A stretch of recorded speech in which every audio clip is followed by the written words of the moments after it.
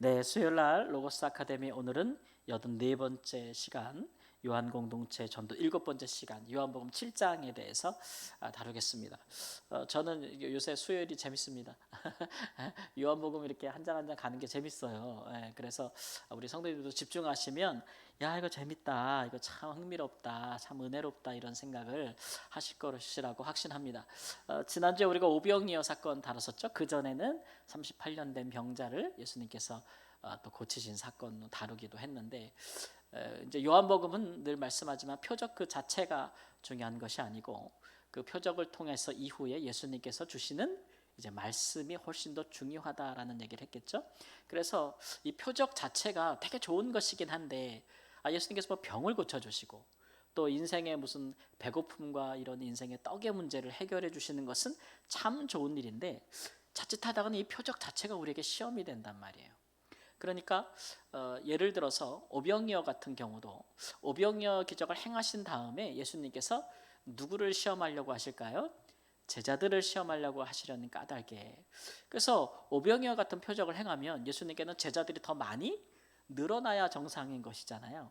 그런 큰 기적을 행하셨는데, 근데 결과적으로 우리가 6장까지 보면은 오병이어 표적 이후에 많은 제자들이 예수님을 떠나갔다 이겁니다. 떠나갔다. 왜냐하면 이 표적 자체는 우리의 인생에 너무 필요한 거예요. 우리가 아마 간구하고 기도하는 우리 인생의 모든 중요한 기도 제목들이 아마 이 표적에 해당될 것입니다. 주님의 살아계심을 보여달라고 간구하는 것 자체가 표적 아니겠습니까? 근데 우리가 이제 표적을 바라는 자들의 단점은 항상 더 큰 표적을 갈망한다는 것이죠. 그래서 주님을 믿고 따르기보다는 계속해서 더 표적을 보기를 원해서 표적 신앙에 빠지고 만다라는 것이죠. 그러다 보면 우리가 그런 거잖아. 한번 뭐 짜릿한 걸 경험하고 막 보면은 웬만한 거는 시시하잖아요. 근데 사실 예수님께서 우리에게 영원한 생명을 주시는 거, 그것은 예수님을 믿음으로써 가능한 일이고, 사실 영원한 생명을 주시기 위해서 우리에게 말씀을 주시는 것인데, 관심 자체가 말씀으로 가지 않는다는 얘기죠. 그리고 예수님께 가지 않는 거예요. 하나님을 사랑하거나 경외함에 가지 않고 관심 자체가 유대인들처럼 표적, 또 다른 인생의 우리 인생의 문제는 끝이 없거든요. 하나님 이것만 해결되면은 내 인생에 내가 다시는 다른 거 하나님께 기도 안 하겠습니다. 이것만 해결되면 내 인생에 이제 끝이에요. 괜찮아요. 이렇게 말하는 사람은 없을 거예요, 아마. 그렇죠? 너무 간절하면 그렇게 말할 수도 있어요, 기도하다가. 그러나 그것이 또 해결되게 되면 인생이 다 풀릴 것 같고 앞으로 어려움이 없을 것 같지만 그렇지 않잖아요. 또 그런 인생의 문제는 계속되기 때문에 우리는 또 다른 하나님의 또 역사를 구할 수밖에 없거든요. 그럼에도 불구하고 하나님이 우리 삶에 들어오셔서 우리 인생의 문제를 해결해 주시는 것은 참 귀하고 좋은 일이나, 근데 그것 자체가 목적이 되면은 우리가 하나님을 사랑하거나 하나님의 말씀을 따라 살거나 하나님을 경외하는 일을 소홀히 할 수 있다. 그런 것에 대한 위험성을 지적했습니다. 특별히 오병이어는 예수님께서 유월절을 앞두고 하신 말씀이잖아요. 그래서 유월절은 이스라엘 백성들이 어린 양을 잡지 않습니까? 그래서 예수님께서 그 출애굽할 때 그 어린 양을 본따서 너희들은 내 살과 살을 먹고 내 피를 마시지 아니하면, 이 어린 양 대신 자기 자신을 비유로 말씀하셨는데, 그것은 결국 이제 예수님께서 고난 받으실 것과 우리가 그를 믿을 것에 대해서 얘기하신 거죠. 예수님이 고난을 받는다면 안 믿고 싶거든요. 내가 믿는 분이 연약해. 내가 믿는 분이 힘이 없어 보여. 내가 믿는 분이 그렇게 십자가에 못 박혀서 죽어. 그러면 내가 그를 왜 믿어야 되지? 인간적인 생각으로 그런 게 있잖아요. 그럼에도 불구하고 이제 그런 예수님의 지극히 낮아지신 모습 때문에 시험이 들어서 예수님을 떠나는 제자들이 많았다라는 것들을 우리가 이제 지난 장에 한번 살펴봤거든요. 그러한 부분들이 우리가 이제 인생에서 믿음을 끝까지 지키기 어려운 이유 중에 하나가 될 수 있다. 이제 그런 부분에 대해서 말씀드렸습니다. 오늘은 7장에 가서 우리가 이제 또 다른 절기가 하나 나오는데요. 초막절입니다. 초막절. 초막절이라 하면 이제 유대인의 3대 명절 중에 제일 먼저 우리가 태양력으로 따지면 6월절이 먼저 오고, 그 다음에 오는 것이 칠칠절이에요. 칠칠절이라서 6월절 뒤에 50일 뒤에 온다 해서 우리가 오순절이라고 부르기도 하고, 요 때는 이제 보리 추수하는 기간이에요. 보리. 예. 그 다음에 우리 태양력으로 말하면 9월이나 10월쯤에 이제 이 사람들이 이제 과일 같은 거 거둘 때가 있어요. 예를 들면 포도 같은 거, 올리브 같은 거, 그런 거 걷어서 저장하고, 그 다음에 내년도에 보리를 거두기 위해서 보리 파종할 때가 있어요. 그러니까 우리는 1월이 새해잖아요. 유대인들은 그래서 이 9월, 10월이 새해예요. 요 때를 우리가 뭐라고 부르냐면 곡식을 저장한다 그래서 수장절이라고 부르기도 하고, 오늘날로 말하면 꼭 추수감사절 같고 우리의 추석 같은 날이에요. 예, 그리고 이 날 우리를 그 이제 광야에서 우리가 천막 치고 살았잖아요. 근데 그게 다 끝나고 가나안 땅에 들어와서 우리로 하여금 이제 곡식을 거두게 하신 감사하는 절기를 지켰기 때문에, 그때 우리가 그러나 광야에 생활했던 걸 잊지 말자 해서 그 시기에 초막을 지어서 거기 거하는 풍습을 명절이 있었거든요. 그래서 초막절이라고 부르기도 해요. 또는 장막절이라고 부르기도 하고. 이때 이제 이 제사장들이요, 예루살렘에 가서 실로암이라는 연못 있죠. 거기서 물을 길어다가 이제 막 그 제단에다 그 물을 붓습니다. 예, 그러면은 막 백성들이 막 이제 그 이 종려나무 가지나 갈대 이런 걸 들고 막 우리가 올해 우리 교회 표의 배경이 되는 말씀 시편 118편 말씀, 그걸 막 찬송해요. 호산나 호산나 막 이러고, 제사장들은 이사야 12장 3절 말씀에 너희가 기쁨으로 구원의 우물들에서 물을 기르리라라는 말씀을 선포하죠, 제사장이. 그러면서 막 제사 드리고, 이때가 얘네는 연말이에요. 그래가지고 요때 이제 그날 이 초막절의 마지막 날은 죄를 회개하는, 한 해의 죄를 회개하는 마지막 날이라서 이게 이제 큰 구원의 날이다 이렇게 이제 책정하고 명절을 지킵니다. 그래서 보면은 이제 지금도 그 절기들을 지켜요. 슬라이드 넘어가다 보면 사모님 그 그림이 있어요. 이거 말고 그 앞부분 더 넘어가 주세요. 예. 그림이 보면 초막절을 지금도 지키거든요, 유대인들이. 슬라이드 넘어가시면 돼요. 그냥 화면 돌리지 마시고.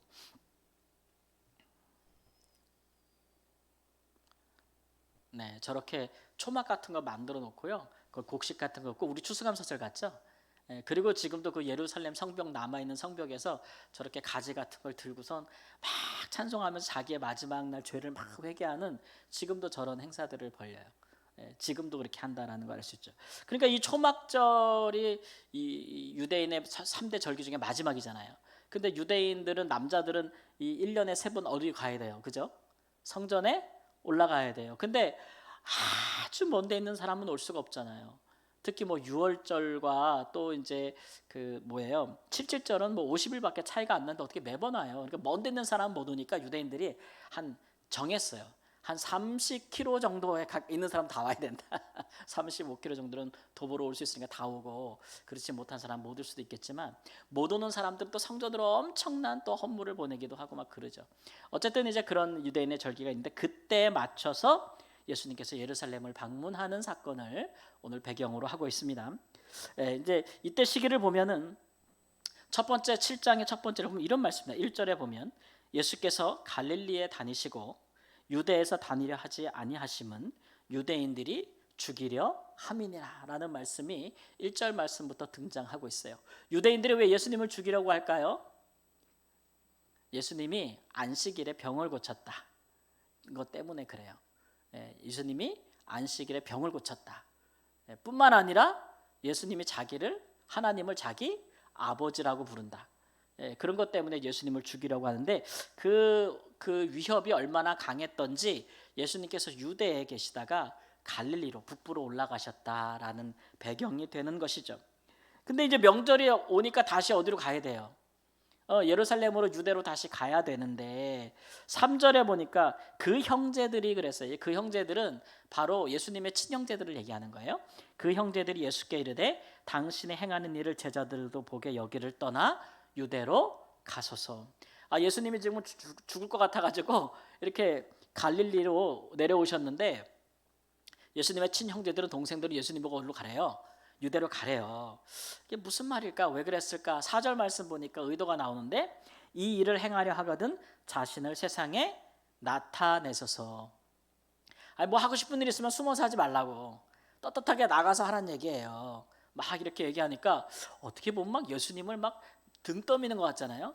예, 막 용기를 주고 뭐 나가서 하소서 이런 말 같지만 그 다음 절 보니까 왜냐하면 형제들이 예수를 믿지 아니함일러라 이렇게 나와요. 그러니까 예수님이 자기들과 있는 것이 굉장히 불편한 거예요. 지금 우리가 다른 복음서에도 보지만 예수님의 친척들과 형제들, 어머니까지도 불편한 이유가 뭐냐면 예수님이 자꾸 이렇게 안식일에 뭔가 사람을 자꾸 살리고 병을 고치고 이거 좋은 일인데도 유대인들이 우리가 주일날도 살펴봤지만 안식일 법을 위반한다고 해가지고 예수님을 죽이려고 하고 예수님을 믿는 사람, 시인하는 사람은 전부 유대교에서 출교시키려고 하고 막 이렇게 결의를 하다 보니까 많은 사람들이 용기를 내지 못하고 예수님이 하는 거 보면 야 이거 하늘로부터 온 분이 맞는 것 같아, 선지자가 맞는 것 같아 막 이런 마음이 들다가도 막 그런 위협이 오면은 드러내지도 못하고 숨어버린단 말이에요. 근데 거기에 예수님의 가족들도 마찬가지였다 그렇게 말씀하고 있는 거죠. 특별히 예수님의 고향 나사렛에서는 더했다 그랬잖아요. 그죠? 예수님을 낭떠러지로 밀어서 떨어뜨려 죽이려고 했어요. 예수님께서 행하시는 많은 표적과 병자를 고치는 얘기를 들으면서도 나사렛 사람들은 제가 저거 어디서 배웠지? 이런 거예요. 우리가 모르는 게 아니잖아요. 그 동네에서 예수님이 태어나고 자란 걸 봤잖아요. 뭐 태어난 거 못 봤죠. 베들레헴에서 태어났으니까. 나사렛에서 어릴 때부터 자란 걸 봤잖아요. 그러면서 제 부모를 우리가 다 아는데, 그리고 제 형제들도 우리가 다 아는데, 제 교육을 받지 못했는데 도대체 왜 저런 말씀을 어디서 배운 거야? 어떻게 저런 거 가르치고 있는 거야? 그러면서 믿었다 안 믿었다? 믿지 않았다. 그가 행하는 놀라운 일들을 보면서도 믿지 않았다라는 거죠. 예. 그런 것들이 배경이 되는 거예요. 예. 그래서 예수님께서 그러면 그 형제들에게 뭐라고 하시느냐? 빨리 떠나서 유대로 가라고. 이건 이제 죽으러 가라는 얘기인데 거기에 대해서 예수님이 하시는 말씀이 7절에 있습니다. 함께 읽습니다. 세상이 너희를 미워하지 아니하되 나를 미워하나니 이는 내가 세상의 일들을 악하다고 증언함이라. 예수님이 하신 말씀 뭐냐면은 야, 왜 사람들이 자꾸 나를 미워하는지 알아? 바리새인들이 유대인들이 왜 나를 미워하는지 알아? 내가 그 사람들의 악한 부분을 드러내기 때문이라는 거죠. 이거 요한복음의 1장에 나오는 메시지하고도 일치해요. 예수님은 세상에 뭐라 그랬어요? 빛이라. 어둠에 비추되 어두움이 깨닫지 못하더라 이거예요. 그러니까 예수님 때문에 자기들의 감추었던 죄악이 드러나는 거예요. 왜냐하면 자기들은 이 안식일 하나만 들어도 그래요. 안식일에 많은 세세한 규정을 정해놓고 지키는 것이 자기의 의였거든요. 의로움. 유대인들은 의로움이어서 자기들의. 근데 그게 니네 그 안에, 니네 안식일을 지키려고 하는 그 안에 뭐가 없다는 거예요. 정의도 없고 긍휼도 없고 믿음도 없어. 그거를 팍 찌르는 거죠. 예수님께서. 그걸 드러내기 위해서 안식일을 일부러 병자를 고치는 거예요. 병자를 38년 된 병자를 고치는데 그걸 보고 예수님을 죽이려고 한다. 아니 안식일에 생명을 살리고 병자를 고치는데 선한 일을 하는데 너희들이 얼마나 악하냐 이거를 드러내는 거예요. 그러면 이렇게 자기의 악이 드러나게 되면 좋아요, 안 좋아요? 이 사람마다 자기 인생에 이게 자기가 옳다고 믿고 자기 의로 삼는 게 하나씩은 있어요. 네, 그렇잖아요. 근데 누가 그걸 건드려 봐요. 다른 건 몰라도 나 이거 진짜 이거는 내가 막 그런 거야. 옳다고 믿고 여기고 있어요. 근데 그거 누가 싹 드러내면 분노가 솟는 거잖아요. 네. 근데 가만 보면 예수님 말씀이 맞거든요. 우리가 이따도 이제 왜 맞는지 그 얘기를 할 텐데, 그러니까 예수님은 지금 형제들한테 내가 잘못한 게 아니고 내가 그들의 죄악을 드러냈기 때문에 그들이 저렇게 화가 나서 나를 미워하는 거다라고 그 이유를 얘기하시는 거죠. 예, 그 진짜 맞는 것 같아요. 우리도 사회 살면서 이렇게 보면서 어떤 잘못된 것들을 가서 우리 이거 잘못된 거 아니야? 라고 말하면 그래 네 말이 옳다 그러기보다는 뺨맞기 일상이 딱 좋잖아요. 8절 말씀 보니까 너희는 명절에 올라가라 내 때가 아직 차지 못하였으니 나는 이 명절에 아직 올라가지 아니하노라. 형제들이 이제 초막절이니까 다 올라가야 되니까 유대로 가라고. 그러니까 예수님께서 뭐라 그래요? 먼저 가. 나는 지금 아직은 올라가지 않을 거야. 그러니까 아예 안 가겠다는 얘기는 아니고 그 명절 전에 올라가지 않겠다 이 말이죠. 예, 그러니까 이게 무슨 의도가 있는 거예요? 지금 유대에서는 예수님을 눈에 불을 켜고 찾는단 말이에요. 오기만 해봐. 막 찾고 있으니까 예수님께서 명절에 딱 들어가면 금방 드러날 거 아니에요, 그죠? 그러니까 뭔가 좀 은밀하게 행하시겠다, 이런 좀 비밀리에 가시겠다, 이런 의미가 담겨 있는 거죠. 그래서 예수님께서 명절 중간에 올라가십니다. 은밀히 예루살렘에 올라가신 예수님, 14절 말씀 보니까 이미 명절의 중간이래요. 예수께서 성전에 올라가서 가르치셨다. 그러니까 명절이 이미 쭉 진행되게 되니까 뭐 명절에 막 바쁘잖아요. 예루살렘에 엄청나게 수십만 명의 사람들이 모여들고 엄청 바쁘니까 이제 사람들이 이제 예수님에 대한 그런 어떤 관심이 좀 줄어들 때쯤 예수님께서 홀로 이렇게 올라가셔서 성전에서 하나님의 말씀을 가르치기를 시작하셨다. 근데 그 내용이 뭔지는 안 나와요. 그런데 17절 말씀에 이렇게 말해요. 사람이 하나님의 뜻을 행하려 하면 이 교훈이 하나님께로부터 왔는지 내가 스스로 말함인지 알리라, 이렇게 말씀하시죠. 그러니까 예수님의 말씀을 가르침 있잖아요. 예수님께서 가르쳐 주시는 말씀, 구약을 가르쳐 주시는 말씀을 듣고 사람들이 이게 굉장히 이제 막 반발하는 사람도 있고 맞다고 여기는 사람도 있거든요. 그 예수님이 행하신 표적을 보면은 야, 하나님이 보내신 사람이 아니면, 선지자가 아니면 어떻게 저런 일을 행할 수 있지? 라고 생각을 하고, 그렇게 되니까 마음의 문이 좀 열려서 예수님의 말씀을 들으면은 하나님의 뜻을 행하려는 마음이 있는 사람이면 예수님의 말씀이 맞다, 정말 그러다라고 생각하게 된다는 거예요. 근데 하나님의 뜻을 행하려고 하지 않는다면 예수님의 말씀과 교훈이 하나님께로부터 왔다고 믿지 않는다는 거죠. 그 예수님께서 그 전에 말씀하신 거 똑같잖아요. 왜 유대인들이 그렇게 예수님을 안 믿으려고 해요? 하나님을 사랑함이 없다 그랬어요. 6장 말씀에. 하나님을 사랑하였더라면 내가 지금 하나님이 하시는 일을 행하고 있으니까 당연히 나를 알아볼 텐데, 하나님을 율법에 열심은 있으면서도 하나님을 사랑하는 마음은 없기 때문에 내가 하나님이 하시는 일을 행해도 나를 미워한다는 거예요. 그렇게 이제 말씀하시는 거죠. 그러면서 본인이 왜 안식일에 병을 고쳤는지에 대해서 이야기하시면서 또 변론하시는데, 23절 말씀에 시작. 모세의 율법을 범하지 아니하려고 사람이 안식일에도 할례를 받는 일이 있거든 내가 사람의 전신을 건전하게 한 것으로 너희가 내게 노여워하느냐, 이 말씀을 하세요. 그러니까 당시에 유대인들이 안식일법에 하지 말라, 일하지 말라라고 막 하면서도 뭐는 행했다는 거예요? 할례를 행하려다 보면 의료 행위가 들어가요, 안 들어가요? 덥석 잘라놓고 치료를 안 해주면 어떡해. 옛날에 뭐 칼이 있어요, 마취제가 있어요, 뭐가 있어요, 그렇죠? 그러니까 할례를 행하려면 의료 행위가 필요해요, 안 필요해요? 피도 멈춰야 되고 싸매야 되고 치료 행위가 있잖아요.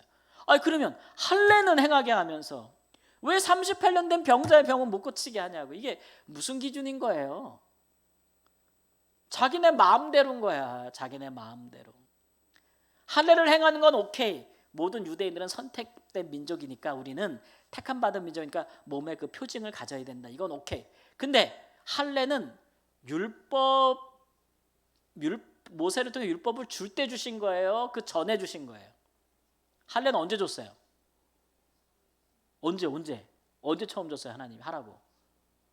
아브라함 때 줬잖아요. 아브라함 때 할례를 행하라고 아브라함과 언약 맺으면서. 이거는 모세를 통해 율법을 주기 전에도 준 거기 때문에 율법 밖에 있는 거예요. 그죠? 먼저 된 거예요.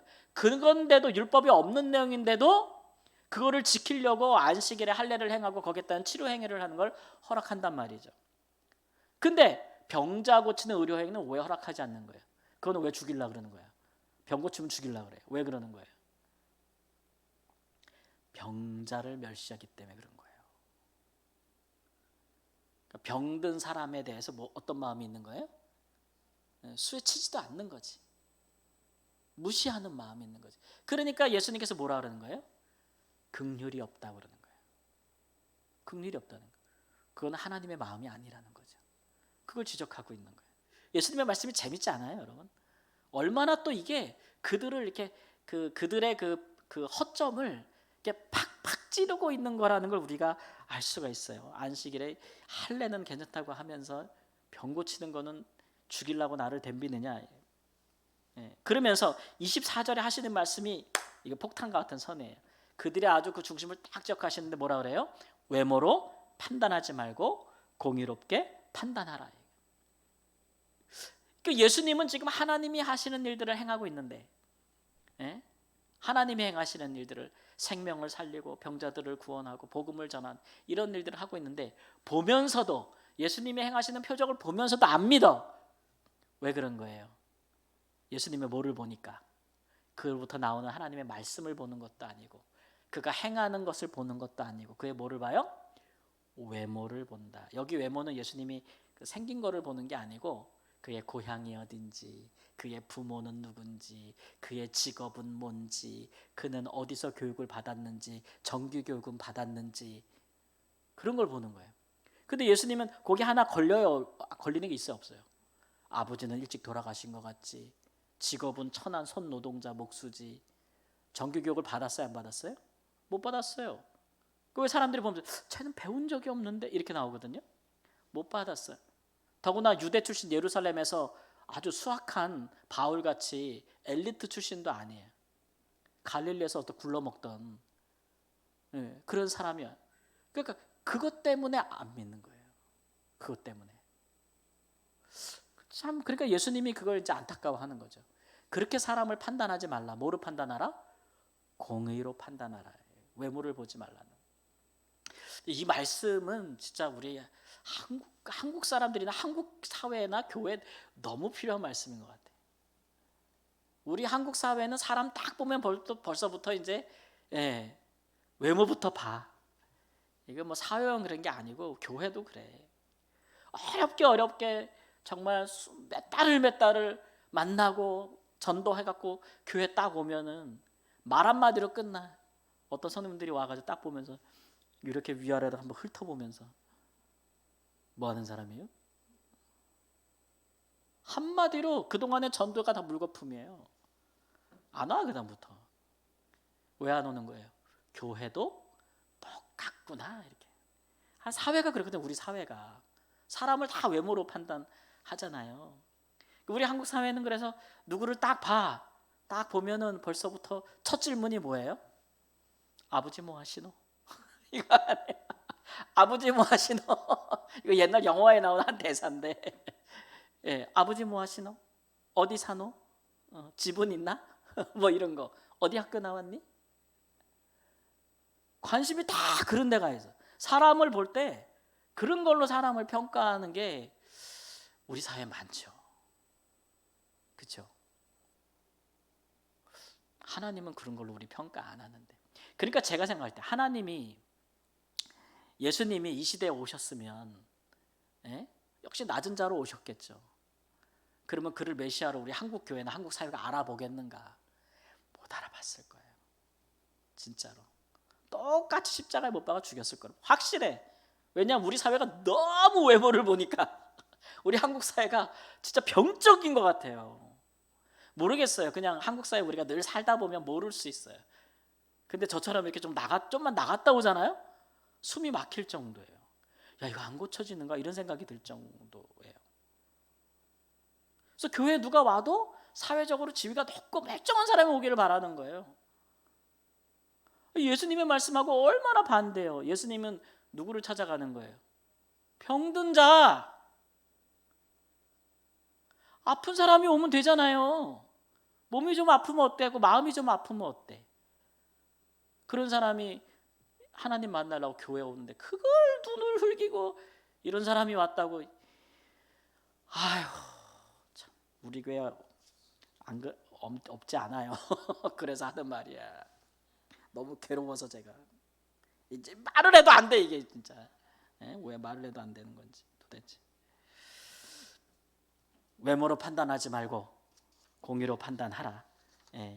그 예수님의 말씀을 좀 잘 새겨야 돼. 우리 예수님이 공연히 하시는 말씀이 아니잖아요. 우리 한국 교회는 특히 이 부분을 좀 많이 손을 봐야 돼요. 이거 고쳐져야 돼. 이거.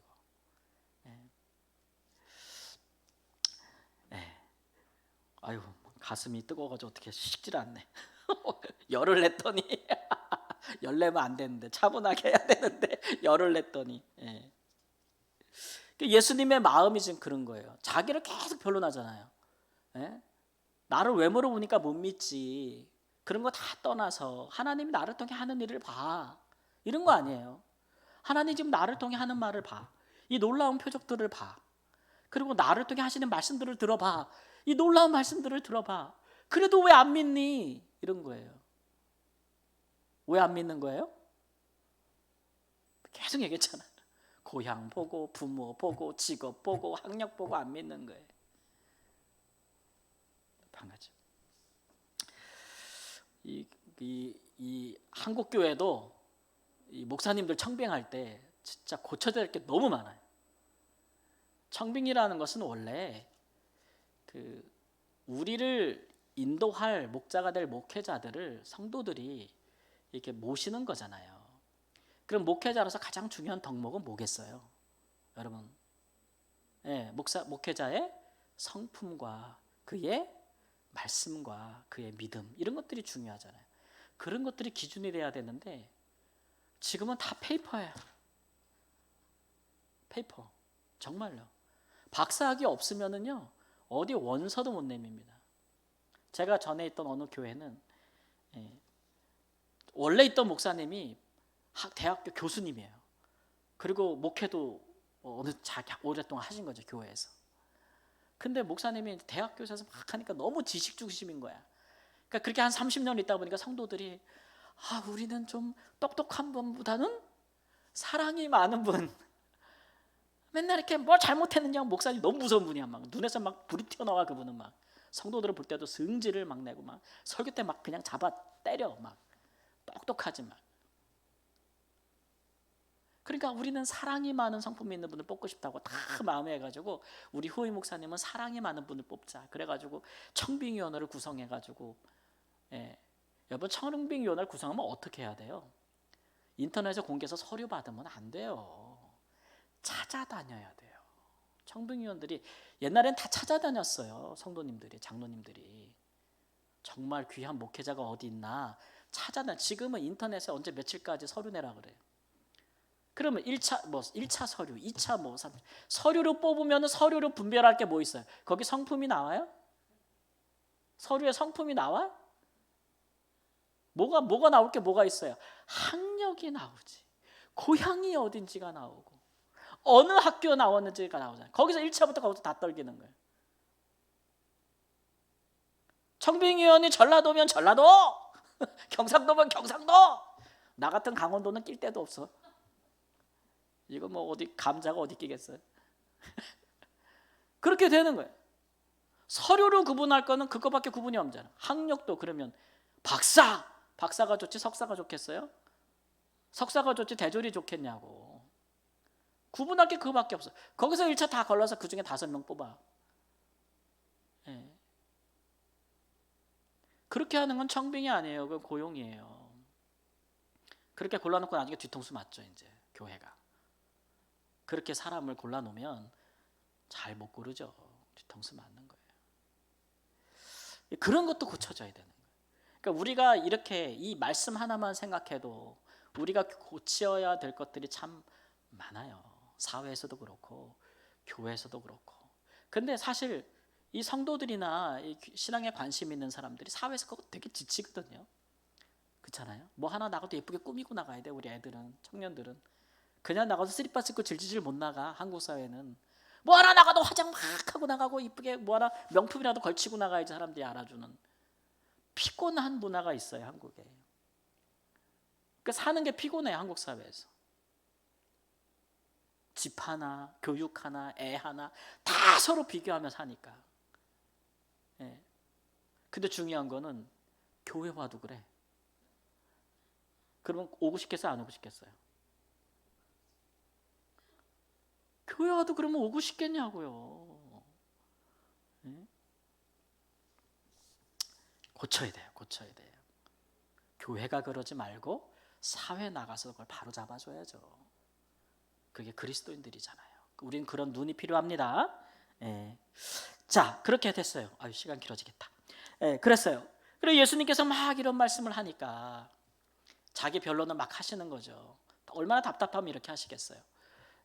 그러니까 이제 예수님을 잡아서 죽이려고 하는 사람들이 있었잖아요. 그 사람들의 반응을 보십니다.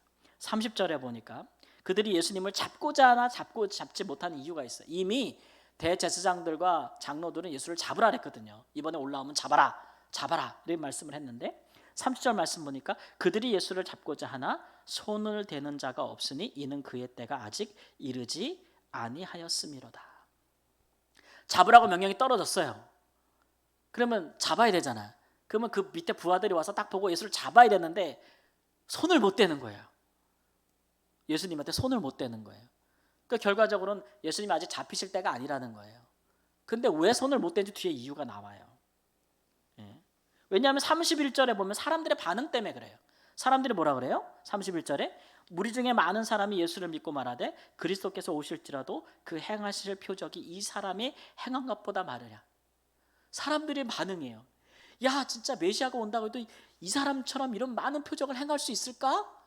그럴 정도로 예수님께서 많은 표적을 행하고 있다는 거예요.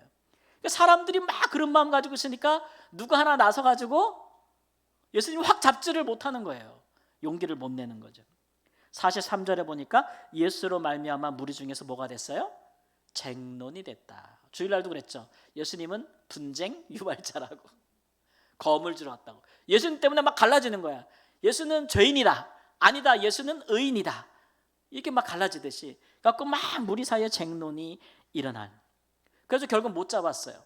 부하들이 못 잡고 갔던 대제사장이 왜 못 잡아서 왔어 이놈들아, 막 명령불복종이야, 왜 안 잡아 갖고 왔어, 막 이랬더니 46절에 그들이 뭐래요? 아랫사람들이 대답하되 그 사람이 말하는 것처럼 말하는 사람은 이때까지 없었나이다. 못 잡겠는 거예요.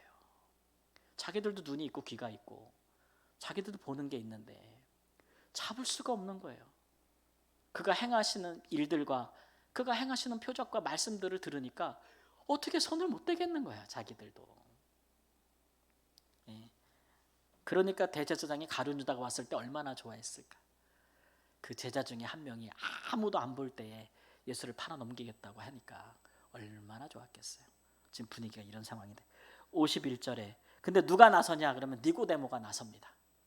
니고데모가 나서서 뭐라 그러냐면 전에 예수께 왔던 니고데모가 그들에게 말이되 우리 율법은 사람의 말을 듣고 그 행한 것을 알기 전에 심판하느냐. 왜 예수를 잡으려고 하느냐. 도대체 그가 뭘 잘못했냐.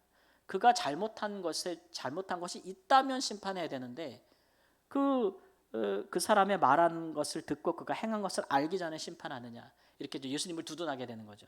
그러니까 니고데모가 굉장히 용기를 내는 거예요, 지금. 그러니까 이제 니고데모가 전에는 2장에 보니까 언제 예수님을 찾아왔다 그랬어요? 밤에. 예수님은 빛인데 밤에 찾아왔단 말이야. 두려워서. 근데 니고데모는 예수님이 하늘로부터 온 자라고 믿는 유대인들의 어떤 하이클래스 그룹을 대표하는 사람이었거든요. 왜냐하면 우리라고 얘기하거든요. 와가지고 우리가요, 당신은 하늘로부터 온 사람임을 압니다, 이렇게 얘기하거든요. 그러니까 그룹이 있었던 거예요. 근데 나서지는 못하는 거죠. 근데 이 사람이 지금 나서잖아요. 예수님을 두둔하려고, 예수님이 안 잡히게 하려고 나서잖아요. 용기를 얻은 거예요.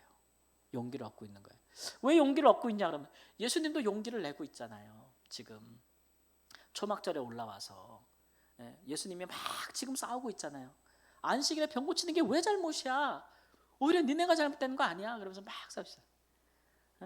내가 행하는 일과 내 말씀을 들으면 니네가 진짜 하나님 사랑하고 하나님 뜻을 행하려고 하는 사람이면 나를 받아들일 텐데 니네가 그 마음이 없는 거야. 그러면서 홀로 아주 고독하게 싸우고 있는 거예요. 예수님이 홀로 진짜 투쟁하고 있는 거예요. 그런 모습을 우리가 보고 있는 거죠. 그러니까 대제사장이 뭐라 그래요? 그 자기 밑에 있는 아랫사람들한테 너희도 미혹을 받았느냐 막 이러고 니고데모에게는 뭐라 그래요? 너도 갈릴리 출신이냐 이놈의 새끼야 이러잖아요. 니고데모한테 너도 갈릴리 출신이냐? 거기서는 선지자가 남이 없느니라. 이게 우리말로 다 완화된 표현이지 실제는 그런 거죠. 너도 갈릴리 출신이냐? 이렇게 이제 말을 하는 거예요. 이렇게 말하는 거죠. 삐삐 막 울리는 거예요. 이제 XX 막 이렇게 이제 얘기하는 거. 지금 분위기가 이렇게 살벌하다는 거를 얘기해 주고 있는 거죠. 그러니까 요한복음 전체에서 우리가 보는 거는 흔히 말하는 샤이 그리스도인, 예수님을 믿기는 하나 자신이 믿는다고 드러내거나 말하지 못하는 사람들을 격려하고 그들에게 용기를 주기 위한 것이라고 했어요. 요한복음의 내용 자체가 그렇게 그 요한복음을 받은 사람들이 그러한 지금 상황에 처해 있는 거예요. 예수님과 같은 상황. 예수님 당시에 예수님 믿는 자들이 처했던 상황처럼 요한복음은 굉장히 뒤에 쓰여졌지만 그러나 거기서도 이 요한을 따라서 지금 예수님을 믿는 제자들도 같은 유대인들로부터 핍박받고 출교당하고 사회적으로 고립되고 이런 상황에 있는 거예요. 그래서 지금 자꾸 용기를 주고 격려를 주고 있는 거죠. 지금 말씀하고 있는 거죠. 우리가 이제 요 7장에서 우리가 보는 내용이 그렇습니다. 예. 그러니까 예수님께서 자꾸 이렇게 군부를 짚히고 분쟁을 일으키는 이유를 알겠죠? 예수님은 이 믿는 사람들에게 용기를 주기 위함이고 믿으라고 자꾸 얘기하고 있는 거죠. 그리고 나서 초막절의 마지막 날이 뭐 7일을 이제 그 명절 절기 마지막 날이 가장 큰 날이라고 얘기했죠. 그때 초막절의 마지막 날을 유대인들은 그 가장 큰 구원의 날이라고 불렀어요. 그래서 아까 보면 그날 막 자기 죄를 회개합니다. 이거 올해 마지막 날이야. 내일부터는 새해야. 그러니까 오늘 이제 1년 동안 지은 죄를 다 회개하는 날이 바로 그 날이거든요. 그때 예수님께서 이제 올르셔서 외치죠. 초막절 마지막 날에 누구든지 목마르거든 내게로 와서 마셔라. 나를 믿는 자는 그 배에서 생수의 강이 흘러나리라. 이렇게 말씀하시는 거죠. 그리고 39절에 말씀하시기를 이는 그를 믿는 자들이 받을 성령을 가리켜 말씀하신 것이라. 예수께서 아직 영광을 받지 아니하셨으므로 성령이 아직 그들에게 계시지 아니하시더라라고 39절로 이제 마무리하고 있어요. 그러니까 이걸로 보면 이제 우리가 마지막으로 생각해 볼 건 사람들이 왜 예수님을 믿으나, 왜 그 믿음을 드러내지 못하고 지키지 못하는가에 대해서 얘기하는 거죠. 다른 복음서와는 달리 예를 들면 누가복음이나 사도행전 같은 경우는 이게 예수님을 믿는 사람들을 볼 때 믿음 자체를 강조하기보다는 누가복음 같은 경우는 예수를 믿는 사람들은 예수님처럼 가난을 구제하고 병든 자를 고치고 또 뭐 사도행전처럼 뭐 땅끝까지 가서 복음을 전하고 막 이래야 된다는 걸 막 강조해요. 마태복음 봐도 뭐예요?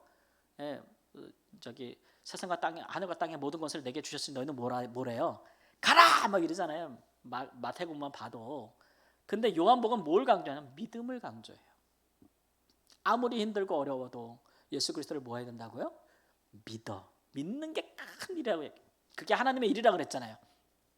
그게 6장 7장에서 우리가 예수님을 믿는 게 하나님의 일이다. 그러니까 믿는 게 어렵다는 걸 요한복음은 강조하고 믿으면 영생이라는 것을 강조하는 복음서예요. 요한복음은. 왜 그럴까요? 요한복음을 듣는 사람들의 처지가 뭔가 나가가지고 막 빛된 삶을 살고 막 복음을 전하고 지금 막 선교하고 막 이런 분위기가 아닌 거예요. 숨어야만 되고 도망가야 되고 막 이런 분위기니까 많은 사람들이 믿음을 버리겠죠. 그러니까 믿는 것이 큰 일이라고 하나님의 일이라고 강조하는 복음서가 요한복음이죠. 그러니까 우리가 요한복음을 이렇게 하다 보면은 배우다 보면은 인생의 여러 가지 일 때문에 자꾸 우리가 믿음을 포기하고 싶고 그만두고 싶은 사람이 용기를 얻을 수 있는 말씀이 바로 요한복음이라고 할 수 있는 거예요. 근데 오늘 말씀 보면은 사람이 이렇게 자꾸 믿지 못하는가 보면은 아직 때가 이르지 않았기 때문에 그런다는 거죠. 사람이 예수님 뭐 많이 이제 요한복음에 나오는 사람들처럼 예수님을 믿기는 한데 믿음이 너무 약해. 그 원인을 뭐라고 보시느냐? 요한의 저자는 뭐냐면 아직 성령이 그들 가운데 안 계셔서 그렇다고 얘기하는 거예요. 그리고 보면 예수님의 제자들도 보면은 뭐 누가복음 사도행전을 보면은 그들이 성령 받기 전과 성령 받기 후의 삶이 완전히 다르지 않습니까? 심지어는 예수님이 부활하신 것을 보면서도 믿지 아니하는 자가 있더라. 이게 복음서 내용 아니에요. 근데 성령을 받은 이후로는 그들이 그 두려운 환경을 뛰쳐나가서 요즘 말로 젊은 애들 말로 찢어버렸다 그래. 찢어버렸어. 나가가지고 다 찢어버려. 나가가지고 막 공에 잡히든 뭐 산에 들이는 거에 잡히든 뭐 하든 상관 안 해. 그냥 가서 그냥 뭐 대담하게 그냥 대장들 앞에서 막 믿으라고 그러고 하나님과 너희들 앞에서 누구 말을 따르는 게 옳겠냐고 막 그러고 우리가 주 예수의 이름으로 행한다고 그러고 막 난리도 이런 난리가 없어요. 뭐 무슨 차이예요? 성령을 받고. 그러니까 예수님께서 아직 그 때가 이르지 않았다. 그가 돌아가시고 부활하신 때가 이르지 아니하여서 아까 그 영광에 따라 아직 때가 이르지 아니하여서 성령이 오시지 않았기 때문에 그들의 믿음이 연약하다는 것을 뭐 하신다고요? 이해하시는 거죠. 예수님이 이해하시는 거예요. 그런 부분들을 우리가 좀 요한복음에서 보는 것이죠. 그래서 우리가 예수를 굳건히 믿고 성령에 충만해야 믿음이 강건하여지겠구나, 이런 생각을 갖게 되는 것이죠. 그렇고 보면은 예수님을 많은 사람들이 여러 가지 이유로 교회에 나오고 또 믿고자 하나 잘 믿지 못하고 또 믿는 것 같으나 또 금방 또 피곤하고 연약해서 믿음을 따라 잘 살지 못하는 그런 많은 이유들 있겠지만, 그러나 가장 중요한 거는 그런 이유들과 상황들보다 더 중요한 거는 우리 안에 예수를 굳건히 믿을 수 있는 그런 성령님의 귀한 우리 안에 내주하심, 충만히 계시며 얼마나 우리가 구하고 그것을 누리고 갖고 있느냐, 그게 이제 훨씬 더 중요한 문제가 되는 것이고, 아까도 얘기했던 것처럼 우리가 예수님을 믿는 게 중요하지, 예수님이 어떤 분이고 예수님을 사랑하고 그를 따르고자 하는 마음이 신앙인 것이지, 그 다른 것에 마음을 빼앗기면 안 된다는 거죠. 그것이 비록 예수님이 행하시는 표적이라 할지라도 빼앗기면 되지 아니한다.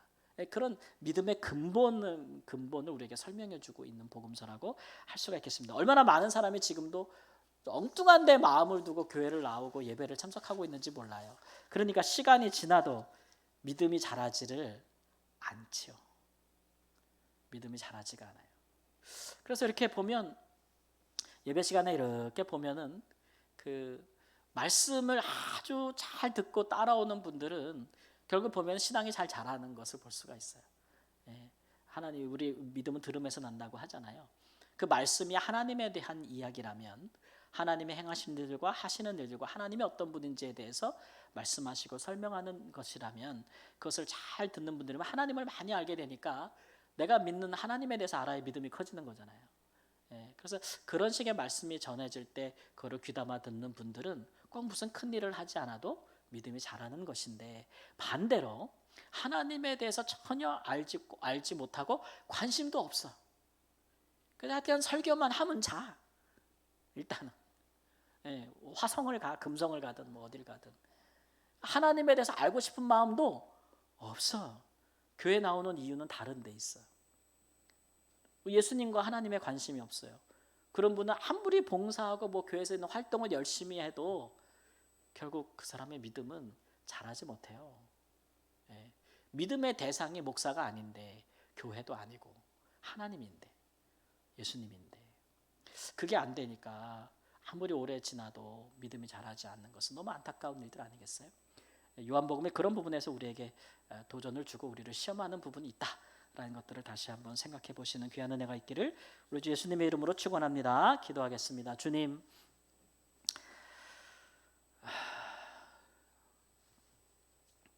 성령이 우리 안에 계심으로 하나님, 우리가 주님을 믿고 그 믿음 안에 거하면서 흔들리지 아니합니다. 주님을 사랑하고 주님을 아는 것이 우리에게는 영생입니다.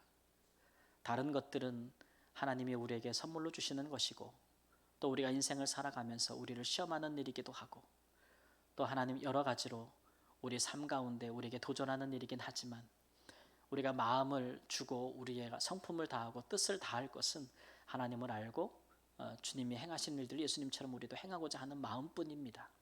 그 순수하고도 그 올바른 믿음 안에 우리가 거하게 하심으로써 정금 같은 믿음을 소유한 하나님의 사람으로 예수님처럼 어둠을 부추는 빛이 되게 하여 주옵소서. 존귀하신 예수님의 이름으로 기도합니다. 아멘.